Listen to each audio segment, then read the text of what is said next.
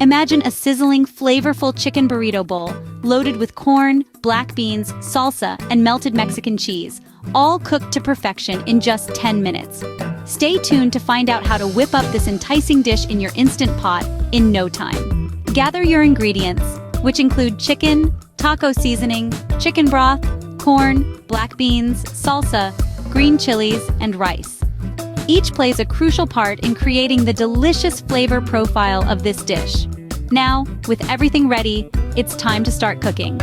First, add your chicken, taco seasoning, and chicken broth into the Instant Pot and give it a good toss.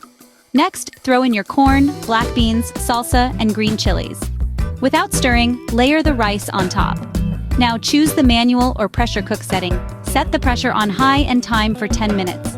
Once the cooking time is up, perform a quick pressure release. Once the pressure is released, stir in the shredded Mexican cheese until it's melted. And there you have it. Your delicious chicken burrito bowl is ready to serve. So, in just a few simple steps, you've created a mouth-watering chicken burrito bowl in your Instant Pot. Enjoy your meal!